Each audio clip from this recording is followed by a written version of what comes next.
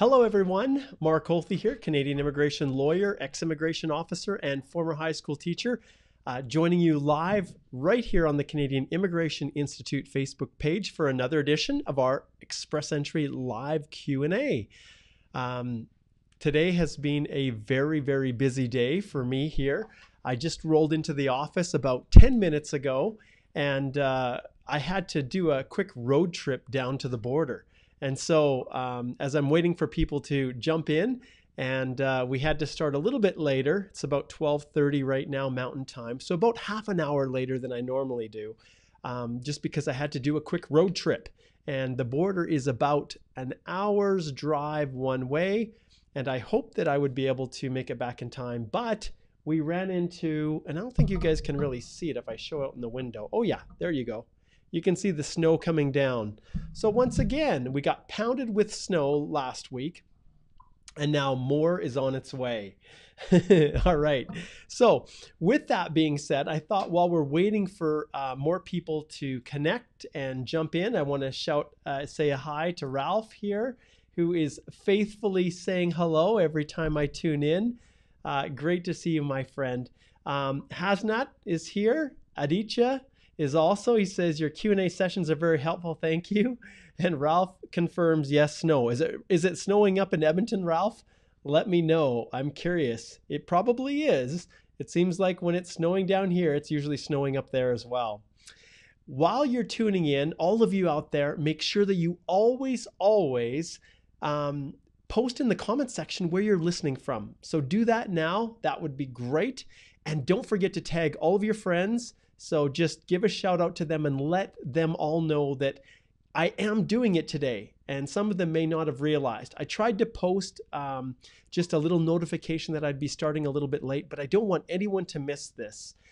Today's going to be a really, really cool EE Live Q&A. As you can see from the title, one of the questions I get a lot of is changes in family composition.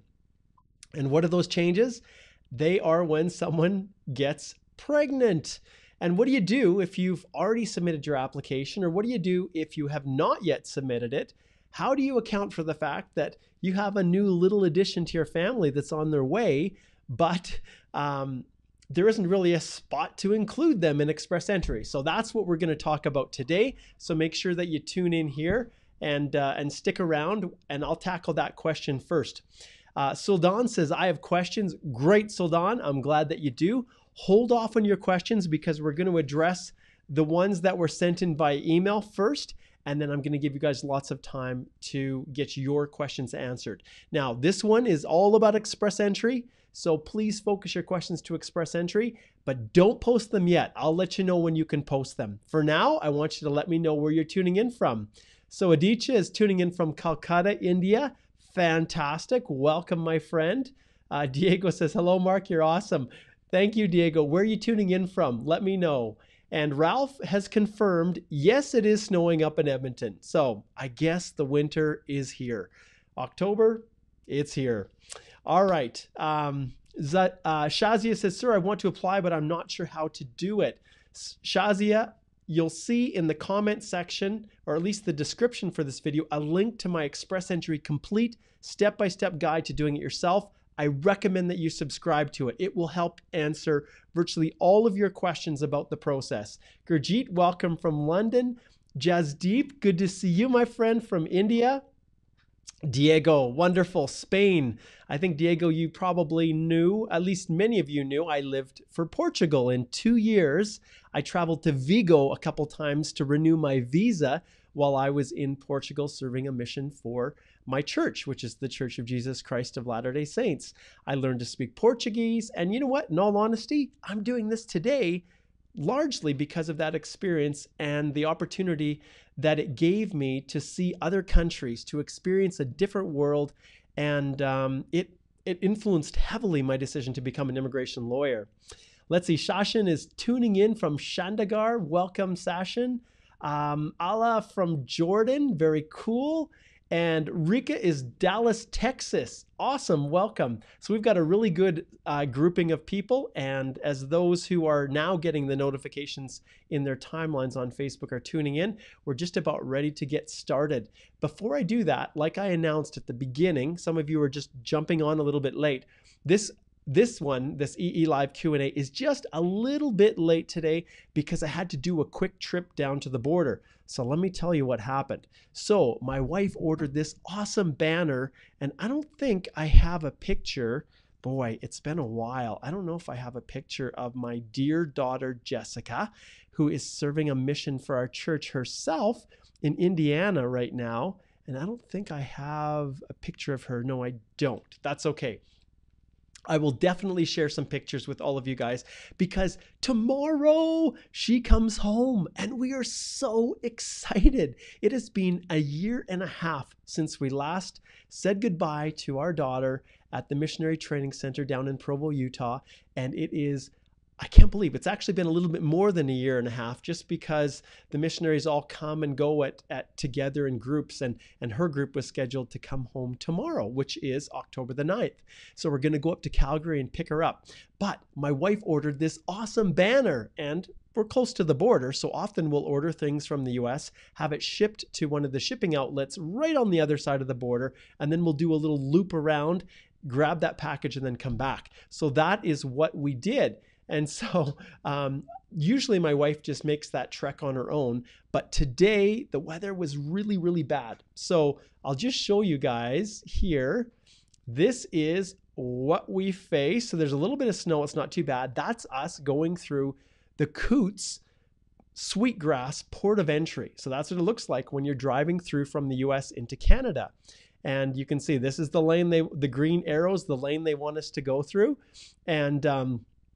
And so we went through there, and I talked with the Canada Border Service Agency officer. He asked me what we were doing in the US, and I said, we're just coming to get a package. He asked me where I lived. I told him where we lived. He said, what is the total value of the goods you're bringing back? And I said, about $175 Canadian. And so that booth went right under the green arrow there to the left is the booth where the officer reaches out and talks to us. And he also asked if I had any basically contraband. He asked if I brought any guns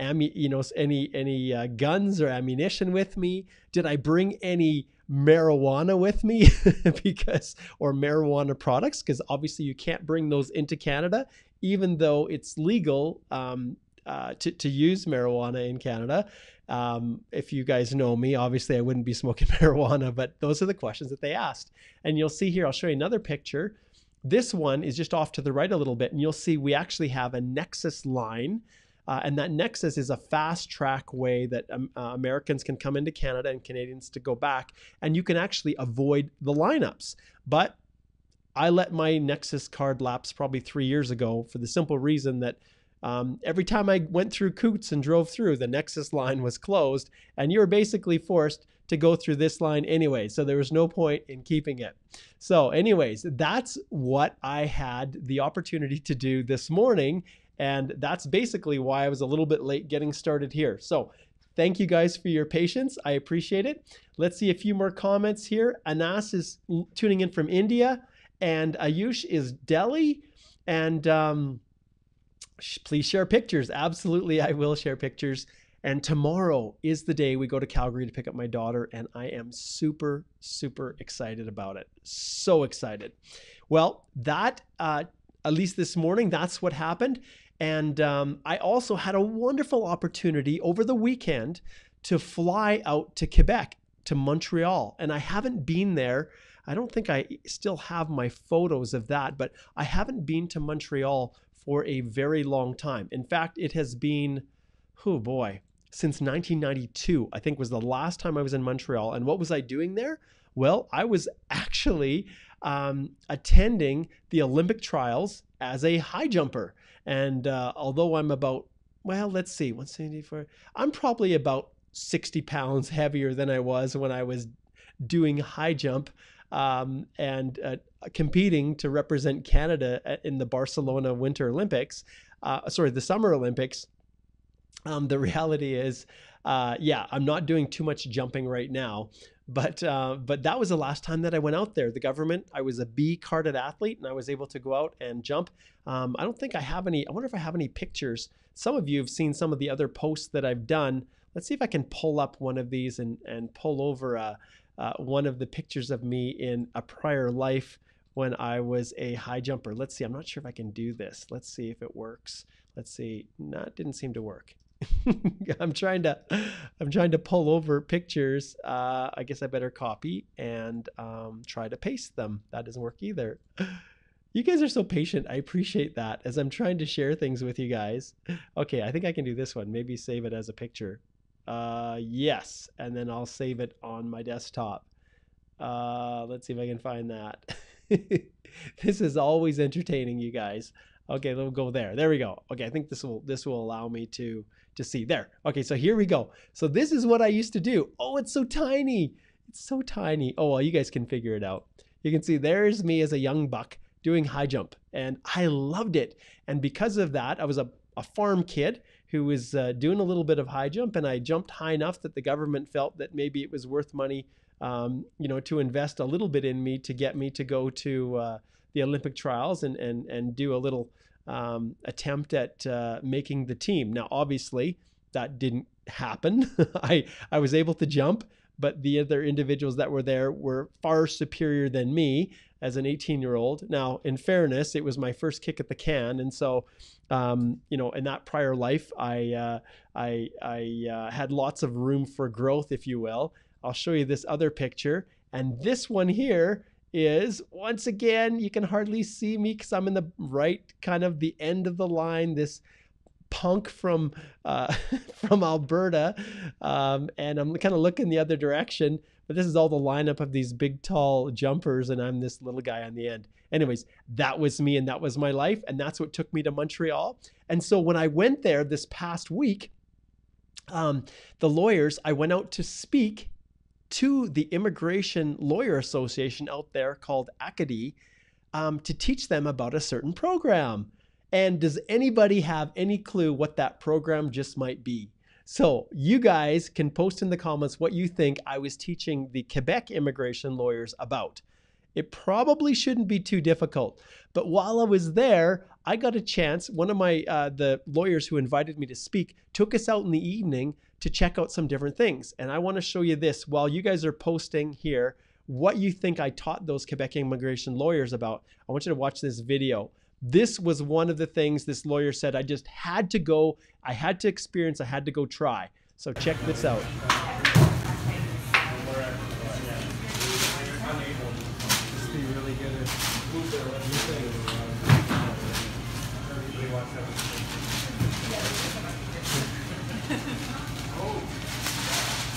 Pretty wild.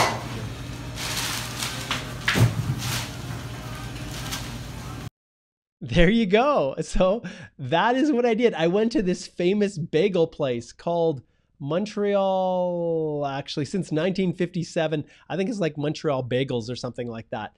But you can see here, that is, look at all those bagels, and they cooked them in that oven, and I'll be honest, they were delicious. They were absolutely delicious. So I did that, and I'll just show you this other picture here. Look at the size of that whack of dough that guy is rolling into bagels. Anyways, they were fun. I was required to take back 12 from my family, which I did. And so that is what I experienced. But I'm waiting for someone to guess in the comments below here. Maybe they're stalled out or something here. Sometimes these comments take a while to show up. What do you think I taught the immigration lawyers in Montreal? What was my topic? What did I invite them to come out and learn from me? So just post it in the comments. We've got lots of ha-has. What do you think in the comments? What do you think I taught them? Okay, while we're waiting for that, we'll see who's the winner of that competition. Okay, so that's what I did. It was so much fun. They flew me out there. They took good care of me, put me up in a hotel, and it was a wonderful experience. It looks like nobody knows what I would have taught those immigration lawyers in Quebec. Well, that's okay. All right. Okay, guys, it's now time for us to jump in. And when someone posts a oh, there we go. Rika, there you go. Bang, you got it. express entry. Why? Because express entry is only designed for people who can demonstrate an intention to reside and live outside the province of Quebec. Section 75 of the regulation specifically states that the person, in order to qualify for express entry, you have to be able to demonstrate an intention to reside outside Quebec. So why am I teaching Quebec-based lawyers to do express entry? Well, the reality is the atmosphere and the environment in Quebec is quite anti-immigration right now. With the new premier that they have, they are very, very nationalistic, and they are actually making it difficult for people who do not speak French to reside and live in Quebec. At least the programs are not as facilitative. So those lawyers are looking for other alternatives, and one of them is express entry. So thank you, Rika. Very, very awesome. Okay, let's dive into the questions. And the very first one that I want to address is our flagship question. So those of you who saw the title and you said, oh yeah, that's an issue I want to deal with. I've got a problem and I need to know what I'm supposed to do. This is the question we're going to tackle. So here, this one comes, and I want to thank Vesha for sharing this one and asking this one, because it is going to be very, very good. Okay. Good day, Mark. Thank you for all your help so far. How do you deal with post AOR pregnancy? So this is acknowledgement of receipt. So what's being asked here is, how do you deal with pregnancy if you've already submitted your eAPR, your electronic application for permanent residence? So you've received your invitation to apply, and now you've submitted your application. And once you submit it, you're done. Like, there isn't a real easy way to update your file. Yes, you can go through case-specific inquiry and things like that, but it's not easy. So she says here, it has been 9 months since acknowledgement of receipt. So they're into extra time. Usually 6 months is how long, but they're at the 9-month stage with no response from IRCC. Should I inform them of the pregnancy now? And if I do, would it delay things further, or is it best to wait until the passport request? Thank you. I'm glad you asked that question, Vesha, because the answer really depends upon what stage of pregnancy you're at. So the baseline answer is, if you expect that you are not going to have that baby until after you actually land in Canada, so you just found out that you're expecting, you're not due for another 9 months, well, there's nothing to inform. You do not have a child yet. You do not have a dependent. And so in those circumstances, you just wait. And actually, that's really good if it works out that way, because when your child is born in Canada, they become a Canadian citizen just like that. And they get a Canadian birth certificate, and you don't have any hassle. The problem exists when you expect that you're actually going to deliver the child before you get landed as a permanent resident in Canada. And when that happens, then you get a letter like this one here. Let's just see here. Okay, then you get a letter, I think this is all redacted, from the government that looks like this, that basically, well, I shouldn't say you get it. First, when the child is born, then you notify immigration and you send a case-specific inquiry and you tell them, hey, I now have a child. Don't waste your time notifying them in advance until the child is born. Because what I see is, as soon as you notify them, sometimes they don't read your email carefully, that you haven't actually had the child yet. And then they send you a request like this one for to provide all of the additional information, and they only give you 30 days to complete it. Well, if the child isn't born yet, you can't get this information.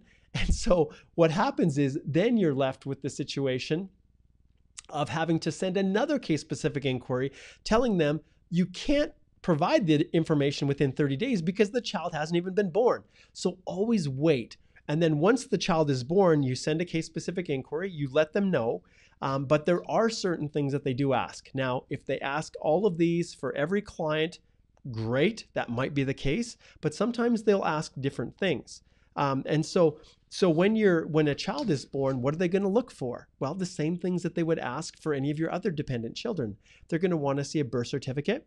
They're going to want to have a passport photo taken. They're going to want to see that that child actually has a passport, and that you have completed, or the child, an immigration medical, which is really kind of weird, but All of those things have to take place. They also may ask you to update your information. So they may ask the principal applicant to complete a new generic application. And these forms are different than express entry. It's a form based. So if you've applied through any other immigration program that's paper based, like a spousal sponsorship, for instance, there are certain generic application forms and background declaration forms that sometimes you have to update. And they also may want, and you have to watch out for this, they also may want to make sure that your proof of funds are sufficient. So if you just had the bare minimum proof of funds, and let me flip over and I'll show you my screen and I'll tell you what I mean by this. So we'll go here to my screen here. And let's just take a look at proof of funds. And this is sometimes what you guys are dealing with, right? So this is important to factor in. So with the proof of funds, let's see if we can find a good answer. Oh, look at this. Interesting. Okay, let's try this one here. I think we're right. So if you go down to the proof of funds here, you'll see if you're just this is your first child and you submitted your eAPR, you demonstrated that you had $15,772 as two people. If you have a child, then you're expected at that stage to be able to demonstrate for 3 members of your family almost $20,000 Canadian. And so that may catch some of you off guard. So you need to make sure that you have that sufficient proof of funds to actually meet the minimum requirement of the government. So that's something that you have to watch out for. And but yeah, in terms of the answer to the question that we just received from Vesha, you don't want to bother notifying them until the child is actually born. And if you can land before, that's great. If not, then how much longer is it going to add in? Well, for some of my clients, it's added an entire, well, almost 6 months more, which then after that 6 months, maybe your medicals expire.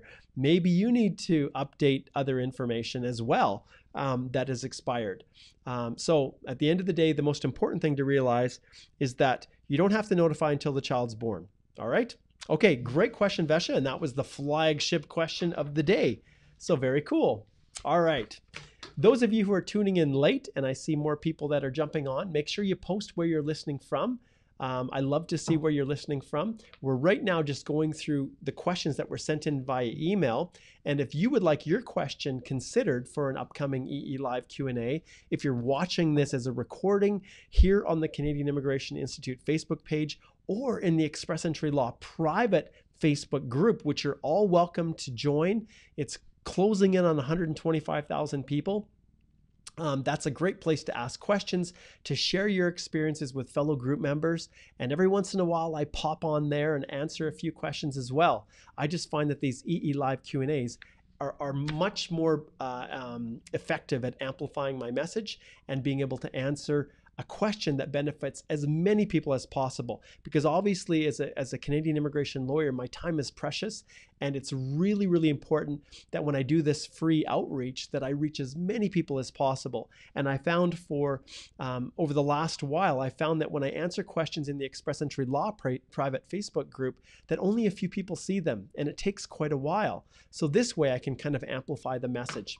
And those of you watching on the Canadian Immigration Institute YouTube channel, I love you guys. You're awesome. In fact, yesterday I had 5 consults in the morning, and I think 3 out of the 5 found me on the Canadian Immigration Institute YouTube channel. So awesome. I love having you guys join and watch as a recording.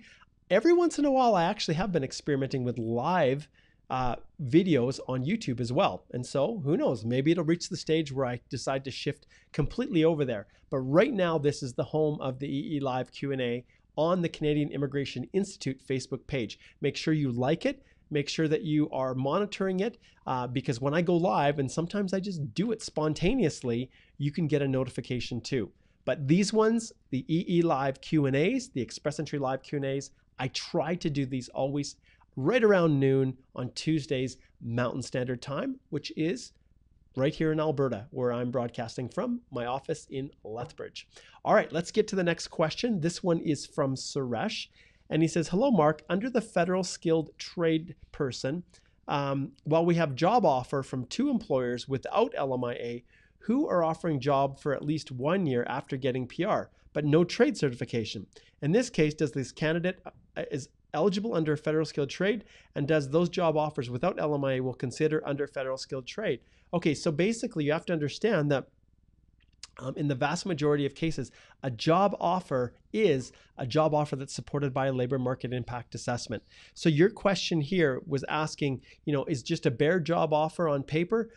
Guys, that without subject to certification requirements, those are insufficient. So you actually need to have an employer who's willing to offer you a labor market impact assessment. And why is that so important? Because you need that to get those extra points. And without it, you may not rank high enough, even though the federal skilled trade program, the pass mark for those is actually lower. All right, good question. You don't get too many federal skilled trade program questions. Okay, Jafar says, hi, Stephanie. He's smart. He knows that he's sending it to Stephanie. And those of you as well that want to get your email questions sent in, maybe you can't watch it live, right here to stephanie@stringham.ca. And don't forget to put EE Live Q&A in the subject line, because that's what tells Stephanie that this question is hopefully to be considered for this, and not a question that many people send me that leads to an immigration consultation. Although if you are interested, the thing I love most is to do consults with you guys. And I'll have Stephanie post in the comment section the link to book a consult with our office. Okay, give me 1 second here. Let's just see. I'm going to take a quick look at timing just so that I know. Okay, we're good. I wanted to see when the next consult was, and I actually gave myself a little bit of time today, so it's not till 2 o'clock. And it's actually one of my awesome Express Entry reviews that I do, my silver plan. So very cool. So those of you who are posting questions now in the comment section, hold off, and also make sure that the questions need to be really concise and really short. If they're too long, I'm not going to spend 3 minutes reading through them. So you need to pick out the question that's important and keep it small. Those ones I'll be able to answer. If you've posted a very, very long one, like Aditya just posted here, you need to shrink it down so it's quicker for me to read so that I can get through as many as possible. Okay, so back to Jafar here. He says, hi, Stephanie, I hope you're doing great. I really appreciate if you can help me with this. My query is generic in nature. Very good, because if you're asking, how do I qualify for immigration? That's not something that I can answer in an EE Live Q&A. In fact, that's exactly what we do the consultations for, because we can dive right into your specific situation, and I can make sure I understand who you are so that the advice I'm giving you is complete. There's nothing worse than trying to give advice when you don't have all the facts. That's when bad things happen. Okay, so question, working part-time for 20 hours per week. We complete the required 1,560 hours in 18 months. Can we claim 1 year work experience in 18 months, or do we still need to wait for 24 months duration? I'm confused, as their official website says, for part-time work, you can work more or less 15 hours as long as it adds up to 1,560 hours. The answer is yes, you need to work the full 2 years. So they don't count anything more than the 20. They might average them, right? Sorry, the 15 hours. They may average it out to make sure you at least work that 15. But just like the full-time, anything over 30 for full-time, anything over 15 for part-time, they're not going to give you credit for it. So you actually have to work that full 24 months part-time to get credit for that 1 year of full-time work experience that's essential to the Federal Skilled Worker Program. Great question, Jafar. And do you know what, just so you guys, because I'm all about, this is why, what makes me different than everyone else, I guess, is I want to go right to the IRCC website. So I'm going to go cic.gc.ca, and we're going to go to English here. And on the site here, what I want to show you, and actually, you know, the best thing probably is to go to the Federal Skilled Worker Program and then just go to the eligibility, and we'll go right to the government site. And when we look here, what I'm talking about here is the fact that to claim work experience, okay, you can see here that you need at least 1 year of continuous work or 1,560 hours. And you can see at the bottom, you'll see we don't count any hours you work above 30 hours per week. So basically what that means is it's going to still take you at 30 hours a week 12 months to get the 1,560. In like manner, that translates the same if you are working an equal amount in part-time. So you can see 15 hours, 24 months equals 1 year full-time. So even though you work 20 hours, which is less than 30, you can't accumulate that 20 hours or the 1,560 hours faster. You have to, you can only count up to 24 months. So you can't work 18 months at 18 hours and then count that as 2 years to accumulate, or count that as 1 year early. All right. Hopefully that answered your question, but that was a good one. I think that's one that many people ask. All right. Next on my list here is Wahid, and he says, "Hi Mark, I have a query regarding surname. As my wife is the primary applicant and she doesn't have a surname on any of the documents. So after marriage, we have a chance to add surname in the blank field. So if we add the surname, then what documents do we need to prove that name change? It will remain the same name on every educational document, only in the travel documents. Don't worry about that."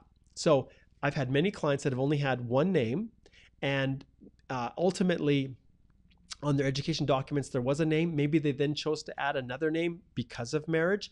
In your letter of explanation, you just explain it. All of the entries that you're going to put into the express entry process is going to be exactly what the passport says. So if the name in our passport is just a single name, that's what you're going to use within express entry.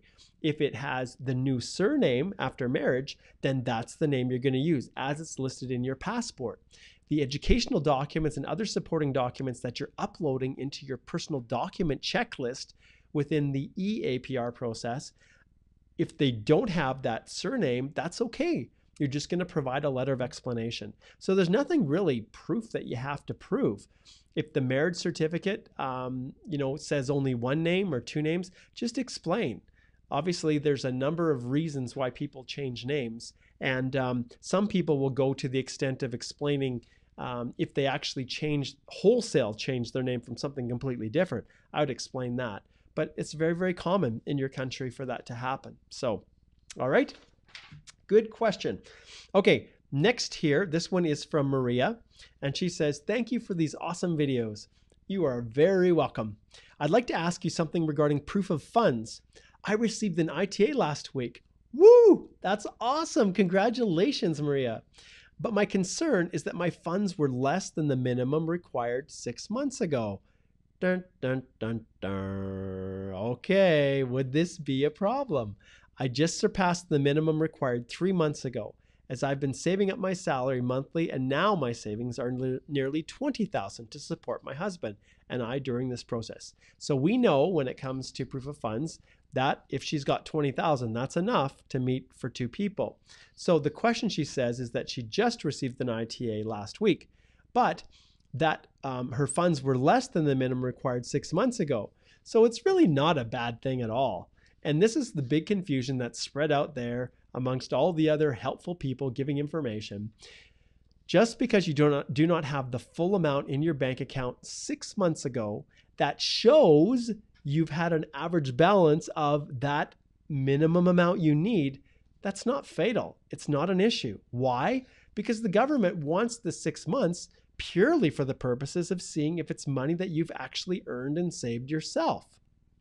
So if there is a slow incremental increase up to the point where you submit your eAPR, and it's only a week before submitting your eAPR that you finally have that $20,000 saved, they love that. That's great. They know you worked hard. They know that you saved that money, and now you have that amount at the time in which you need it. You do not need to have the $20,000 or the $15,000 or the $12,000, whatever it might be, right at the 6. You don't need to show them that you have had that for the whole 6 months. Okay, so don't be confused. You are just fine. And Isabel, just for those who are tuning in or trying to figure out this whole proof of funds thing here, you can see the government has this awesome site called the Completeness Check site. And when I go here and I go to it and I open it up, and then I look for proof of funds right here, you will see that it asks you to provide a letter from the financial institution, okay? And that's what they're asking for. And then it says what it needs to include: account numbers, the date the account was opened, and the current balance of each account. And then here's the part that gives so much confusion to everybody out there in online, as well as the average balance for the past 6 months. Okay, so that's the confusion. People are thinking that because this says 6 months, that therefore I must have all of those funds for the past 6 months, and that is just not the case. All right, another super tip from Mark. Okay, thank you, Maria. Okay, this one's from Yuki. Yuki says, thanks so much for answering our questions. I received an ITA with my bachelor's degree and associate's degree from the US. Okay, so she's saying she had an ECA. She has got her ITA. My question is about continuing degree. I recently started my MBA program in the US and cannot receive a WES report for it. Why? Because she hasn't finished it. Do I need to mention that on my education history? Thank you so much. No, not in any way, shape, or form at all do you need to list that program that you're currently studying in. You're not getting any points for it because you haven't completed it. So in this case with your master's, no, you do not. But listen carefully, all of you guys out there. You might not need to list it in your education history or your study history, but you do need to list it in your personal history. So when you're listing the last 10 years, what you've been doing, Yuki is most definitely going to indicate that she's currently going to school, and the school, and explain, that she's pursuing her master's. So that's essentially it. Good question, Yuki. All right, this one's from Isaac. He says, hi, Mark. I'm planning to join a course in Canada next March. Okay, so once again, future. Should I mention in my PR application about the study permit I will apply in the future? No, you do not. Anything that you're intending to do in the future, you do not need to notify immigration about that. Okay? If you've already applied, then yes. If you've already had a study permit before, or you've applied and been issued a UCI number, then the question is, have you ever applied to Immigration, Refugees, and Citizenship Canada before? And the answer is going to be yes. And it'll ask for your unique client identification number. So, but anything that's in the future, nope, you do not need to indicate that. There's no purpose in indicating it. Okay, Usman here says, dear Mark, sir. Well, thank you, an official title. My questions are about first landing. I am Federal Skilled Worker Outland. So he's applied through the Federal Skilled Worker Program, and I think he's got his confirmation of permanent residence. So Usman, congratulations on that. This question is about landing. He says, 1, can I travel with a return ticket? Yes, you can. There is no obligation for you to have to travel on a one-way ticket. You're traveling, you're landing, you can do a soft landing, wait, and then head back home if you want to. There's no restrictions on that whatsoever. As long as you're not intending to live in Quebec. You can't do that, and an officer will bounce your application. You must demonstrate an intention to reside outside the province of Quebec. 2, he says, is my updated bank statement obtained 7 to 10 days prior to landing from a non-Canadian bank an acceptable form of proof of funds at the port of entry? 100% yes. If an officer is asking and they want to see proof of funds, which probably about 5% of the officers actually do ask that, a recent copy of the bank statement from one of your financial institutions overseas is 110% just fine. And something recent, think about using bank statements that you submitted with your eAPR. If it took 6 months, then those statements are all 6 months old anyways. So in all honesty, I like that. It's almost more prudent to get a new fresh one. All right, excellent. Okay, I think, guys, we have powered through this, and yes, indeed, that is the last question. Woohoo, awesome. So we have a bunch of comments here. I've skipped through all of them, and I am now starting at the very bottom. So now is the time where you post your questions, and I'll answer all of your questions live for all of you awesome people that are tuning in and watching this right here on the Canadian Immigration Institute Facebook page. While we're waiting for those comments, I'm going to start right after Munish Kant. So Munish, I'm not going to answer your question. Repost it, and after that's when I'm going to start answering the questions to the comments. While I'm doing that, I want to show you guys something that I'm super excited about. This is just the beginning. Many of you over the last 2 to 3 years have purchased a subscription to my Express Entry Complete Step-by-Step Guide to doing it yourself. And many of you awesome people right here on this page, excuse me, have been so kind to give me video testimonials. And so you can see these are all people, and I don't think there's one of these people that isn't a permanent resident right now. I think everybody is officially landed. But these ones that I have here are all individuals. Maybe Machi, I'm not sure if Machi is, if he's landed yet, but if not, he's close. But all of these individuals, Anush, Mashi, Altanai, Ashima, Envis, Marsha, Raj, and Tarsia. Yes. And so all of these people were super kind to give me a video testimonial on this awesome course. And so this right here, all this information that I'm giving you, you guys spend hours and hours and hours trying to find the answers to your questions. And they're just answers. This guide literally demonstrates and shows you step by step through a video tutorial, just like you're watching with me here, how to complete each section of the program. Now, I realize now that I'm on my new platform, I really need to do a separate video that I can post here so that you guys can watch it and see exactly what is inside. But as it stands right now, I don't have that. And so right here, this landing page gives you a bunch of information on it. And for those of you watching live, if you go here and you click in purchase guide, and remember it's a lifetime access, you click on purchase, you have the ability to get a secret discount that I give for the people who actually watch my videos. And if you type in right here, EEDIY 50, and you click apply, you can get lifetime access to this course for half of what the regular price is. So $248.50. Now I want to share something super excited as we transition to all of these questions that I am finally super stoked about. And what is it? Well, it's right down here. So if you take this, if you go back to, and actually I can post the link on here, but it's just the CanadianImmigrationInstitute.com. And so if you, I'll put it right here, www.CanadianImmigrationInstitute.com. When you go to this site right here and you scroll to the bottom, right at the bottom here, you will see there's a tiny little link that says affiliate. I have now set up my affiliate program. So when you click on affiliate, you can sign up and become an affiliate of the Canadian Immigration Institute. And what does that mean? Well, it means when people purchase the lifetime access to the course, you guys get 30% of the proceeds of that purchase.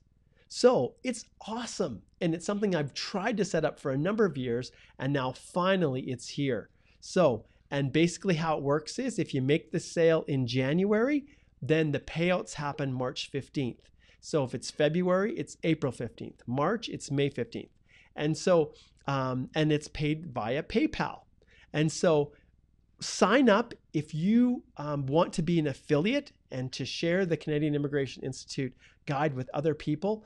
I've realized that trying to use paid Facebook just is useless. It serves no purpose. And so I have all of you amazing people out there, and why not use you to promote, and then you in turn get a significant kickback. So what is 30%? So what's 30% of, so if you sell it, and let me just, I'll find my calculator. So 497, I think is what it is.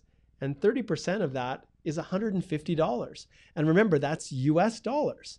So sign up. I'd encourage you to sign up, become an affiliate. And when you sign up, you'll be given a link. And I wonder if I can log in and actually show you guys here. Let's see. I think this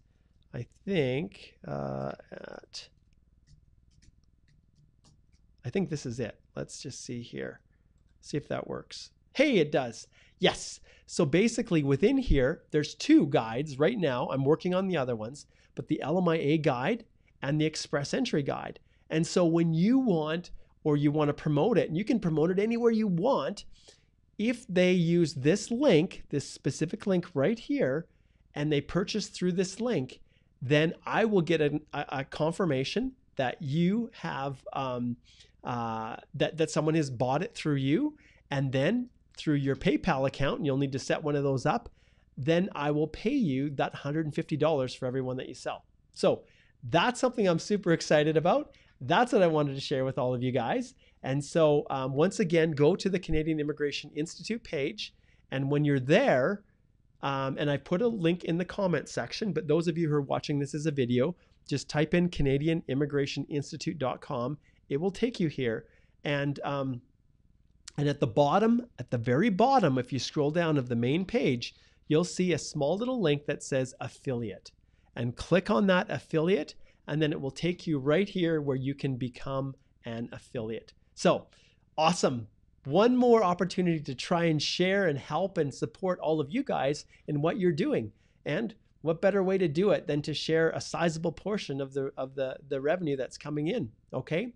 And those of you who are really good at it, I am more than willing to connect with you and talk about other ways to support you in your efforts to help me promote the Canadian Immigration Institute. All right, let's see if I can figure out where the questions are now. You guys just dump these questions in, and there are so many. Okay, so I think here's where we're going to start. So we're going to start with Kabir. Okay, and if I missed your question, please don't post it 500 times because it doesn't work very well when we do that. Okay, so Kabir says, sir, hope all is well. Please advise maximum time for processing of eAPRs. Thank you. Maximum time? Well, I don't know. I think I've heard of some people that have had their application still in queue for 2 years. So maximum time, it could be up to 2 years. Why? Because the government's struggling to get security clearances from your country. Maybe there's some kind of a moratorium or something on applications from your country. You know, if you're talking about maximums, well, maximum can be just about anything. So there you go. Okay, Aditya, you've got a long one here. I kind of warned you about it, but I'm going to answer it anyways. So my wife is the principal applicant. Almost 2 years of her foreign work experience in India is in a private limited company owned by me and 2 other directors. Okay, approximately 7 months is before we got married. Since the principal applicant was working in a spouse's company, can the immigration officer reject the experience and her application? She was paid in cash, but we can provide pay slips, salary certificates. The reference letter will be provided by one of the other directors. Her salary was below the taxable amount, so she didn't file her income tax during that period. What can we do to strengthen her application regarding this experience? Aditya, this is an exact example of something that's really better suited to an immigration consultation, a paid consultation. So I recommend that you book it. But generally speaking, I can tell you that anytime you've got family members working for another family member, there's going to be a level of distrust from an officer. They're going to question the genuineness, especially when the person is paid via cash. Well, anyone can fabricate documents, right? But having a money that's deposited into a bank account that can be shown for the past 3-4 years, that's going to be very, very persuasive. It's hard to fake that. But cash payments, yeah. And so, yes, you're taking the steps that you need. You know, having one of the directors sign, showing the pay slips, all of those things. At the end of the day, just because she's working for a business that you're a part owner in doesn't mean that they're going to exclude it. People work for family, and it's valid work experience. But the reality is, I'd really need to know in depth kind of how things are set up so that I can give you a better advice. But generally speaking, there's not a prohibition. There's not a bar to be able to do that. But understand your work's going to be a whole lot more because you're going to need to prove that it isn't just made up, that it's not fake. Okay, great question, Aditya. Okay, next question. Is there a specific format that a work experience certificate must follow, or any format with the required information would do? Of course there is, 100%. And as many people know now, like I said, if we go to the completeness, so I type in completeness check, EEIRCC is often what I'll type in, and that will take you right to this page that is entitled Applications for Permanent Residence Programs Subject to the Express Entry Completeness Check. If you punch that in and throw in an IRCC or Immigration Canada, it will take you to this link. Then from here, there is a specific instruction on what you need to provide for the reference letter. And this is really important that you pay attention to it, okay? So to prove work experience, okay, you need to, and you can see mandatory in bold. This is bold for a reason, guys. Okay, so for each work experience declared, you need a reference or experience letter from the employer. Yes, it's on letterhead. It lists your name, the company's contact information, blah, blah, blah. But the key elements, now how it's structured, the form, if you will, is irrelevant. It doesn't matter. But the substance, the information you must include: job title, duties and responsibilities, job status. Are you currently working there? If not, the dates worked for the company. And then some of the things that are commonly omitted: number of work hours per week and annual salary plus benefits. That's what you want to include. All right. Good question. Thank you. Okay. Sashim says, for language score, not more than CLB 7. Would the Saskatchewan Immigrant Nominee Program be a viable option? If so, how long will the application process take on an average? Okay, so usually I focus exclusively on Express Entry, but I'll throw out a little simp answer for you. Recently, you guys know that they blew up the occupations in demand list. So they don't have a limited list of occupations in demand. They have an excluded list, which says if you have one of these occupations, we don't want you. And so that basically means most of you are going to be eligible to submit an application. Well, as a part of that application, you might get through the initial hurdle, but there is a ranking system. And understand, it's no different now than Express Entry. So if you have a CLB 7 and the vast majority of people have a CLB 9 on their English test, which is probably the case, Sashin, then you're not going to rank as high as them. And then the Saskatchewan program is going to choose often the people that are at the highest levels. So some people may say, oh, hooray, I can now apply. And don't trust those overseas agents, consultants, lawyers who are just looking to take your money and submit it to the SIMP when you have a CLB 7. Because the reality is the likelihood of you getting drawn, unless you're in an occupation that they really, really want, is low because you're being ranked against everybody else. All right? Okay, so the key is to get as high as you can, and even more so now within the Saskatchewan Immigrant Nominee Program. Okay, Roshi says, hi Mark, can you go back and edit the information you input into your Express Entry PR application after you get the request to attach your documents? Also, should I attach stamped pages on my current passport and my old passport of my travel history? First answer, Roshi, this is the whole nature of Express Entry. When you click submit, you better make darn sure it's all complete, 100% correct. Why? Because there isn't an ability to go back and make a change to the information in your eAPR, your electronic application for permanent residence. That's the difference. That's why it's so important that you guys make sure that you've gone through everything forensically, that you have taken your time to make sure there's no mistakes within that, because it can get your application returned. And you guys know the direction that the comprehensive ranking system scores are going. It's just going up and up and up and up and up and up.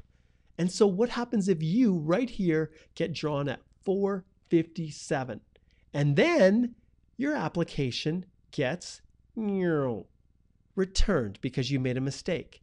Now you've got over here, actually let's use the same finger. Now the scores are no longer, the pass mark is 457, maybe now it's 460. And to top it all off, by the time they returned your application, you've had a birthday. So you lose another 5 points. So you're here and you would have been qualified to get an ITA maybe 6 months ago, whereas now it's here and you're never going to reach that level again. So when I promote my Express Entry reviews, I'm serious about them. We go through everything forensically. And I've got one, like I said here, in about 34 minutes with another client. And we go through everything just like you and I are talking right now.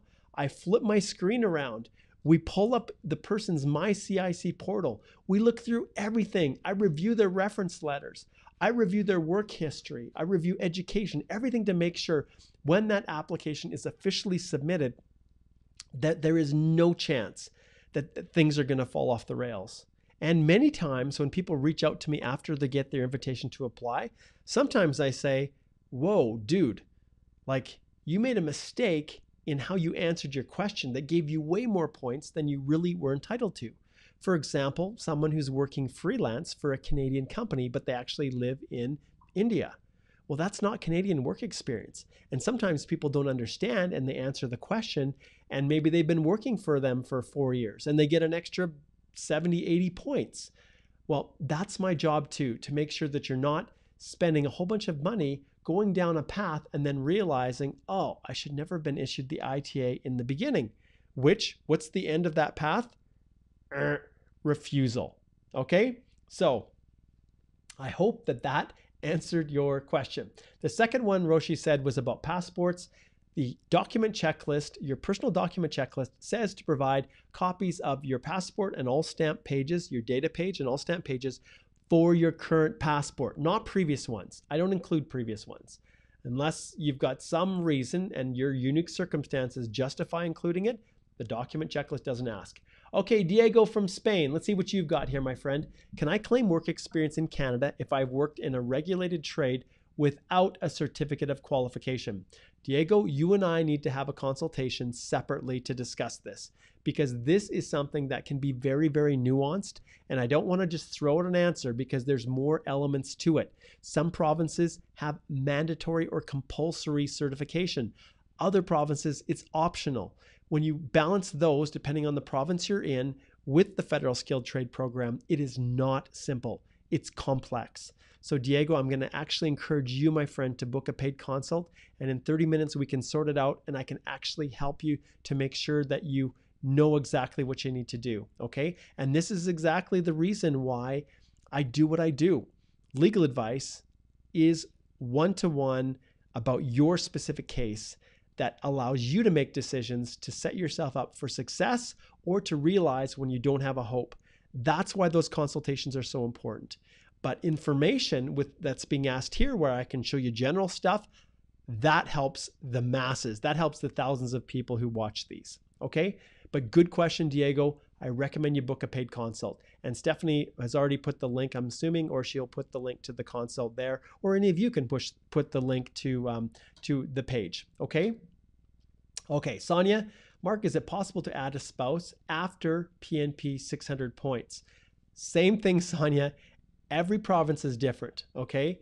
And if you have got your PNP 600 points and now at the second stage, you now want to add them in, I'm assuming you haven't indicated whether it's before you submit your eAPR or after. But in every case, that province is going to want to know if there's a change in your family composition. So hopefully you didn't just not include and not disclose that spouse. But if you are now trying to change, a lot of people, if you've had a spouse, you listed them as not accompanying, you file your AINP or your SINP or your PNP, wherever it is, you get that nomination, that province is going to want to know. And when it comes to Express Entry, same story.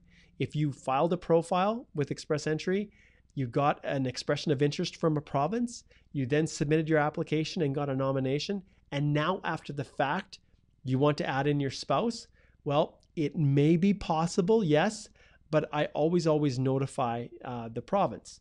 And then from there, I take their direction. But if you're getting 600 points from the province, they're supportive of your spouse, even if you add your spouse on to your eAPR after you've filed it, and you say, I changed my mind, they're now going to be accompanying, well, they're going to assess you as a married couple. They're going to take into consideration the points now for your spouse's language, their education, and their Canadian work experience, if applicable. But because you're getting 600 points, it probably is not going to impact your eligibility under Express Entry. But you need to be forthright and notify the province. Okay? All right, Sahil says, I've received my passport request and got my visa stamped. Awesome. Okay, we got a problem though, but I've emailed multiple times about the change in my marital status. I haven't received any update for over 20 days now. I've tried calling but failed every time. Any process to get that processed. Case-specific inquiry. If you have now become married, case-specific inquiry, you send in it and you say, hey, I just got married. They send you back this right here, this letter that says, thank you for informing us of your change in marital status.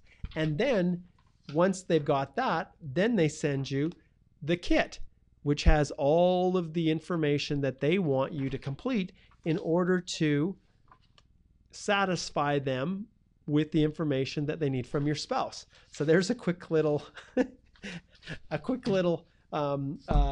flash of what they actually send. So you need to use a case-specific inquiry.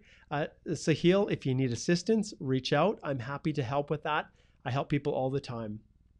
Okay, Diego asks another question. The job title written on my last contract doesn't have anything to do with the duties I ended up doing and are specified on the reference letter. Can this be an issue if immigration asks me for the contract?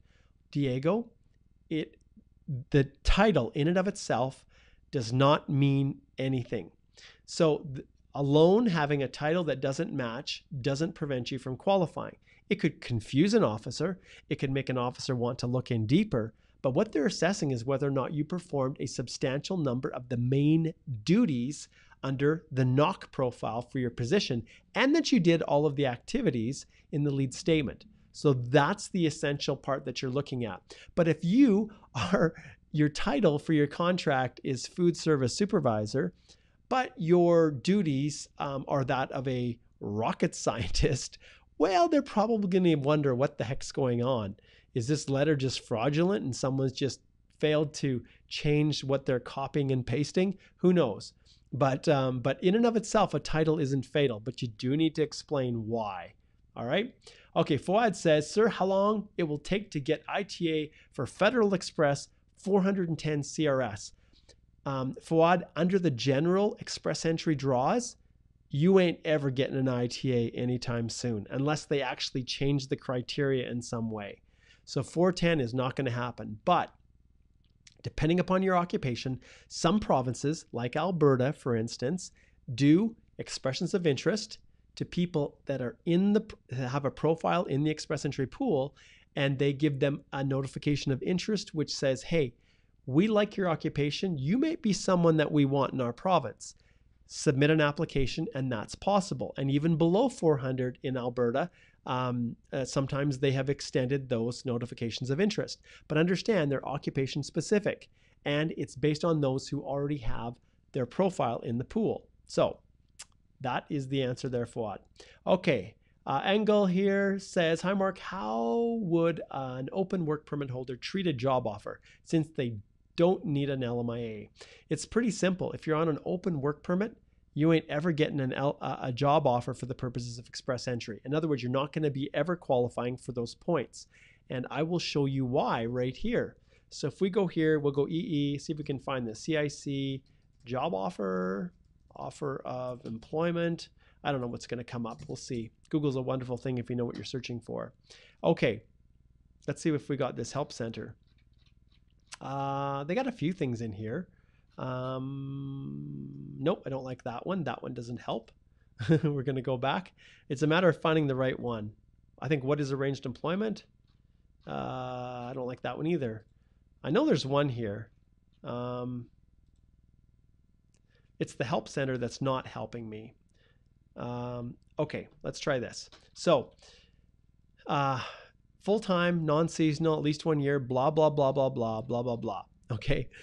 In most cases, a valid job offer must be supported by a labor market impact assessment. And that's what you're missing, Engel. The employer has to apply for that. If you get it, then it tells you what you need to do. So a work permit on its own is not a job offer, even if it is an open work permit. But I'm just looking here to see if they have it. Okay, so let's see if they have LMIA exempt here. I can't remember if they do. Okay, well, whatever. The other example, and this isn't the best site to really find the answer. Let's see if it's here. Okay, yes, this is better. Okay, this one's better. And I'm going to copy this link and I'm going to paste it right in here for you, Engel. okay, or Angel, whichever you prefer. Okay, so if you look here, so it's an employer with a new positive LMIA. I call that a permanent LMIA. So basically it's an LMIA that has been issued to support your permanent residence and may not necessarily support a work permit. So that's the first one. Or you're currently working in Canada in a skilled occupation that's based on an LMIA. All right, great. The third one is if you also have a work permit in Canada, but it is an employer-specific work permit. Okay, so you're currently working for the employer specified on that work permit. You have at least 1 year full-time work experience for that employer, and you have a valid job offer from the employer. And the job offer is basically, it's asking these that it be in writing, not from an MSc, pay deductions, job duties, continuous employment, blah, blah, blah, all those kinds of things. So in your situation, Engel, you have to realize that it is actually you need an LMIA or an employer specific, not an open one. Okay, Adida says, hi Mark, can a job offer on open work permit count towards my CRS points? Interesting, they're both together, the same type of question. The work experience under this work permit is less than a year. So understand, can a job offer on open work permit count? You actually need to work if you want to get Canadian work experience.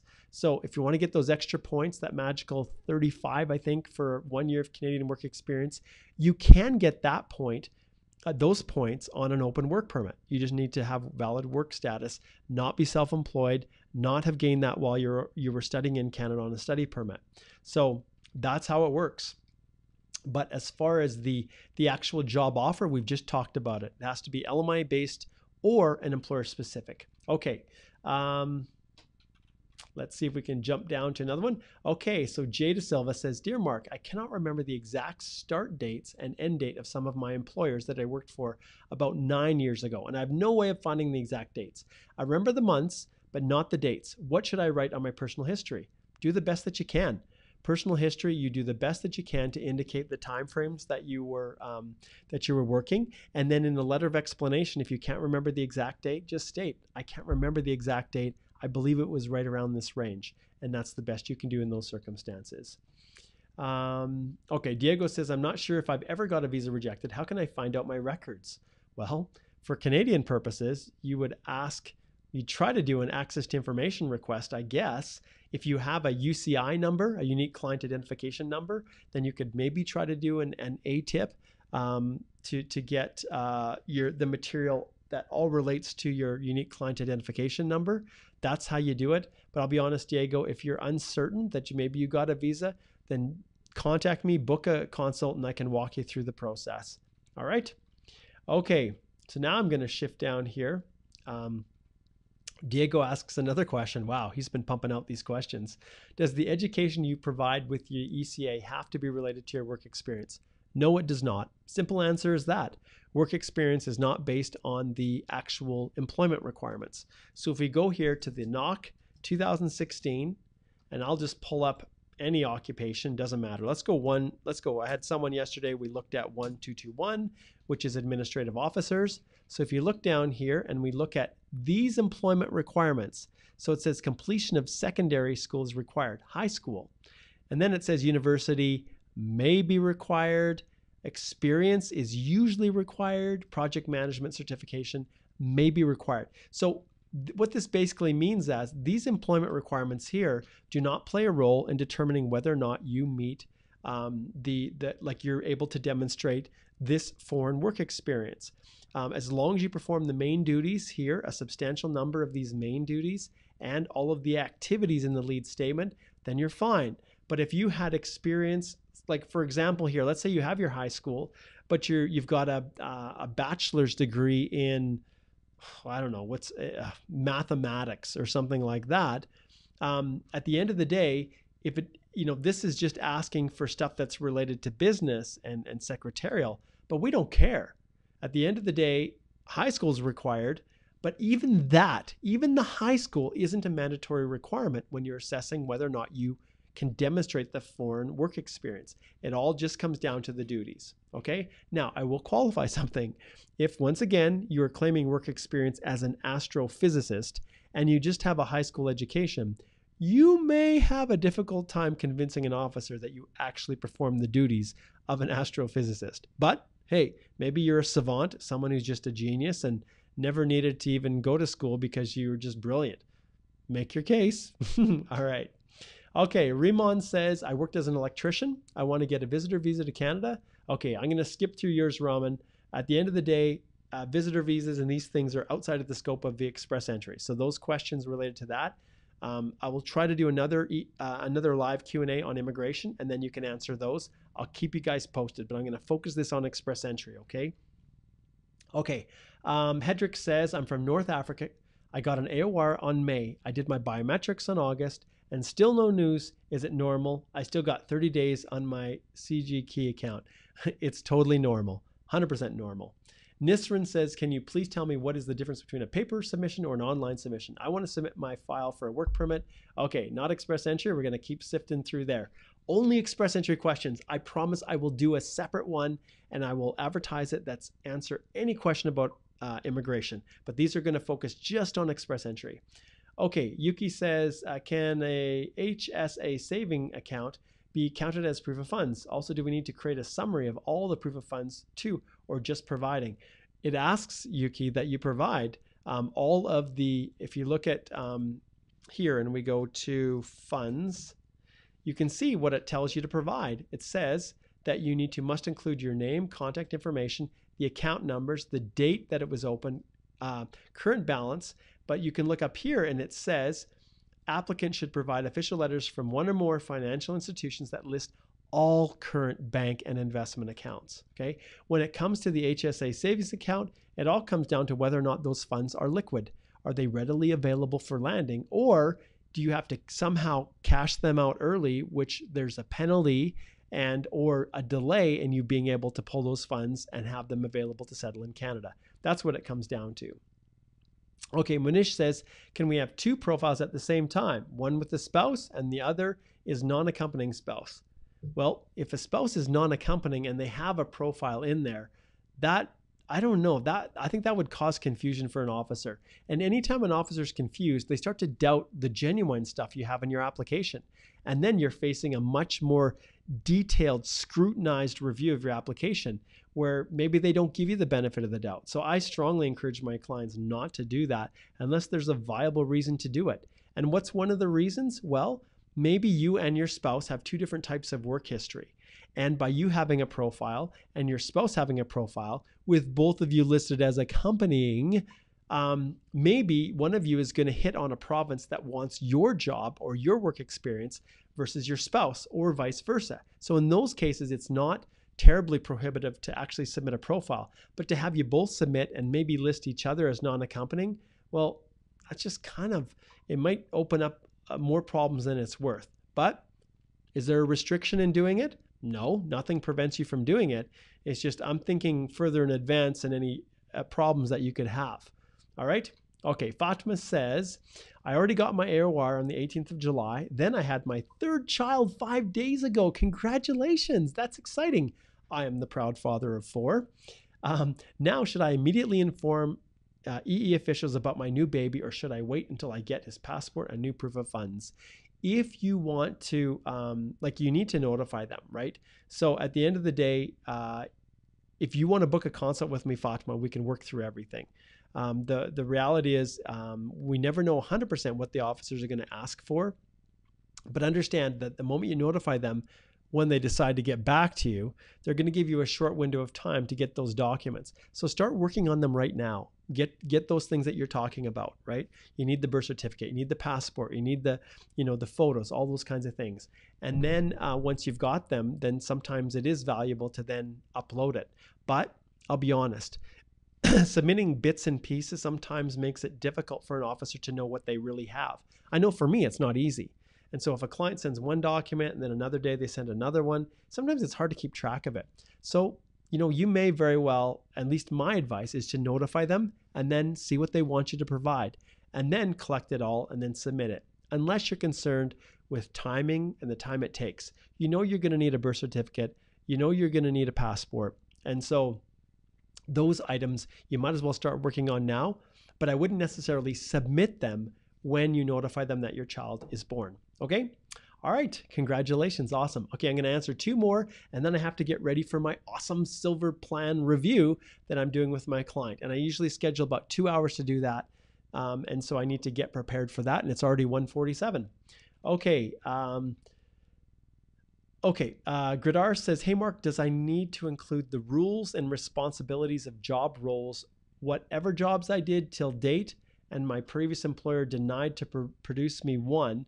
In that scenario, how I submit the work experience to precise I need to submit for SIMP? Okay, so one thing, Gridar, every province is a little bit different.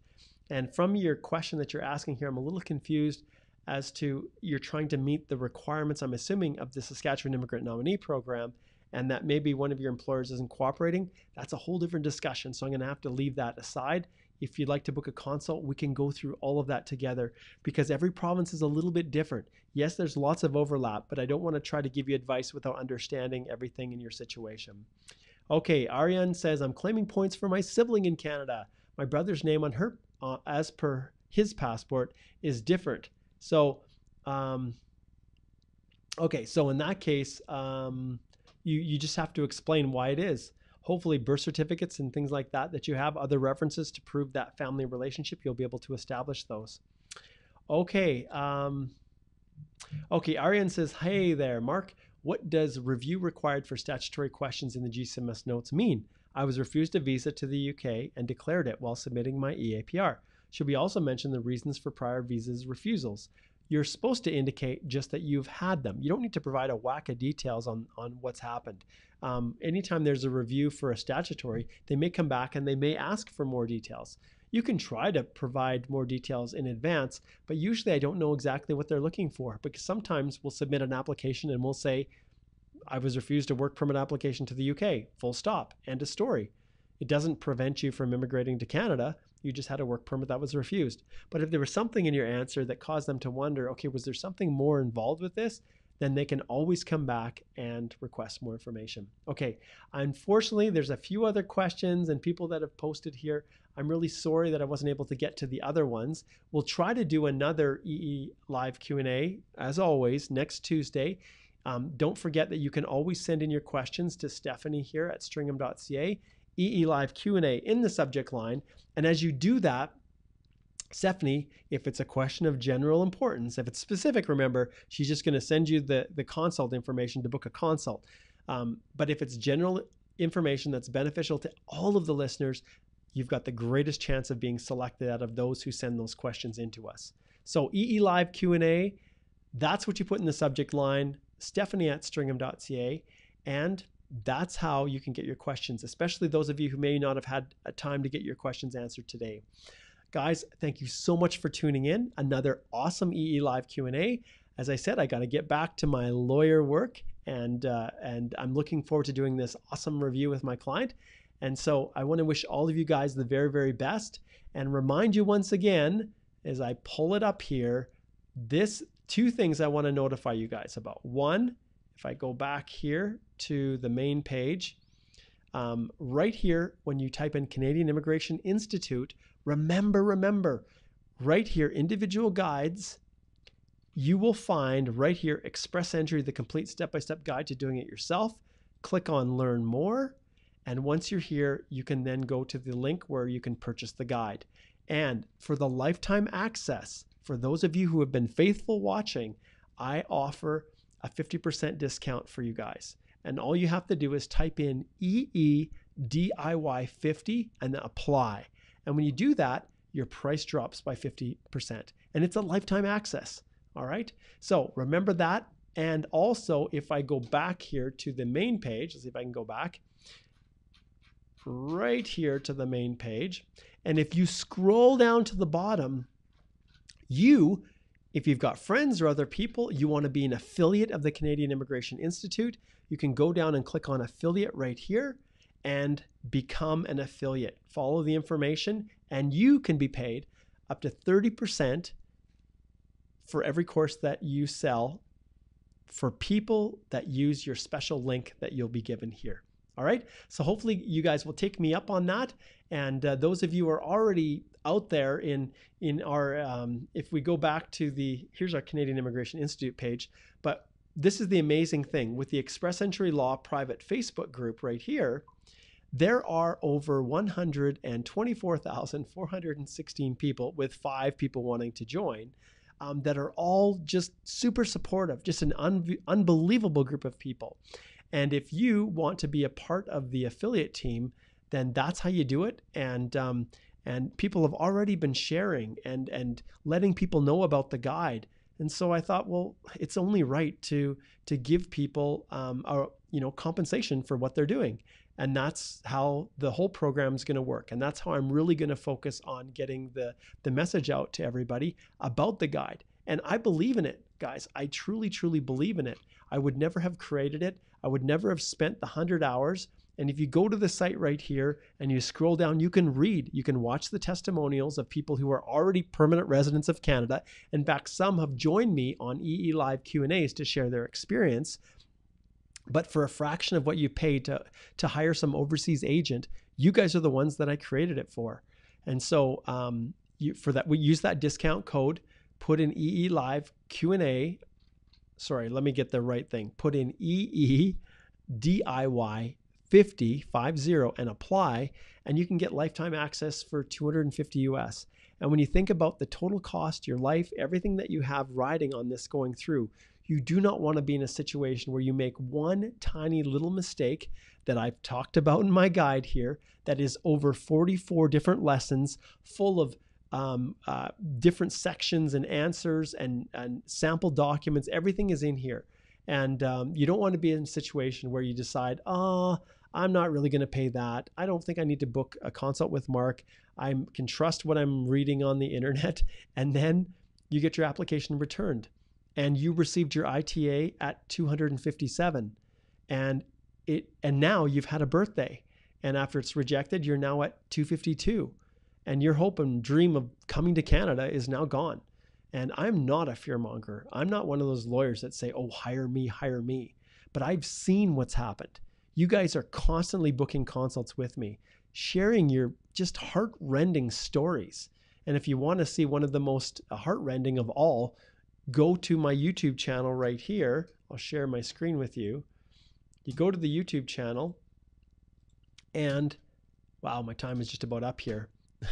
And on the YouTube channel, when I go to my channel, there is a video that I did. It's been a while back now, but you got to watch it. Let me see if I can find it and post the link. I know it's here somewhere. It was pretty popular. I've had a lot of these. There it is right here. Heartbreaking immigration story. So if you go to this one and you watch it, you'll see what happens. So I'll share this, I'll copy the link, and I'll post it right here into the comment section. But you can also go to Heartbreaking Immigration Story right here on my Facebook page. And obviously this is some ad that's associated with this, but you guys get it. You go here and you find this one, Heartbreaking Immigration Story, and you'll see what happens when you rely on helpful friends who have done it themselves, and you follow exactly what your friends do, only to your detriment, only to your devastation, because they did something wrong that an officer missed, but your officer catches it and you're done. So, all right, that's all I've got for today. It looks like everybody is jumping off. Thanks for joining me. And I want to wish all of you guys the very, very best as you navigate this crazy world that we call Express Entry. See you next week.